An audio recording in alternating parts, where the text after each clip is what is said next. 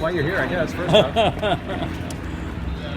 Well, my son, is down here coaching now, and he's got 3 kids, and I've got a wife that wants to hang around those 3 kids, so we're going to be down here quite a bit. But I've always enjoyed this program, played against them one time at least in the Chick-fil-A Bowl, and always thought on TV you had a great stadium. You get here and it's even better than you thought, and we've done a lot of recruiting in the state of Georgia, and I realized what a good state for football it is, and what a good job the high school coaches do down here. So all those things, I came down to speak today at their clinic, and then I wanted to come out and watch them practice, and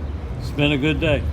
How much special teams do you think Shane learned from you through the years? He probably knows more than I do right now. He was always around it, studied it, and really detailed. I think he knows everything I know and more.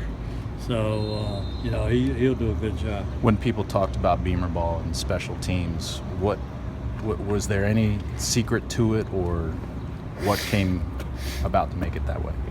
I think at a time when we were having a lot of success, blocking kicks and returning kicks and so forth, I think it became a time that things changed within college football.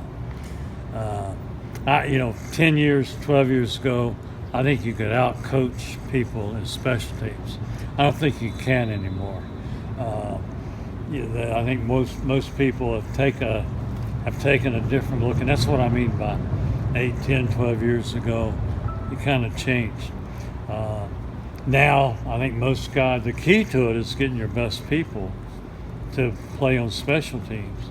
And now, I think your best people want to play on your special teams, and they realize that if you go in the NFL, if you're not the star, you better be good on special teams, because it might be the difference in you making a team or not making a team. So, it's always been an important part of winning and losing, and I think more people than ever realize it's a very important part of winning and losing. When did you see that change? Do you feel your program at Virginia Tech was responsible for that? In the 90s, Virginia Tech and special teams. I think we synonymous. affected it back early. Mm-hmm. I mean, I think, every game we play on TV and interview with the people before the game, we always talked about special teams somewhere along the way. I mean, it just, I think we changed it a little bit. And then, like I said, I just think there's a difference now than it was 10 years ago, 12 years ago. And I think some of that came from what was happening at Virginia Tech and what people wanted to talk about at Virginia Tech. What type of benefits are there when there is a special teams coordinator at a program? Well, again, I think it makes a statement. You're going to have an offensive coordinator, you're going to have a defensive coordinator, and now if it's 1/3 of the game, you probably should have a special teams coordinator.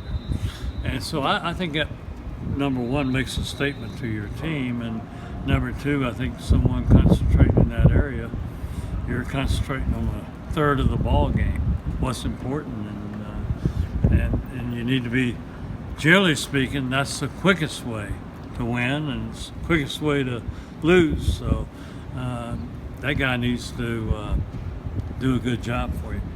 From the outside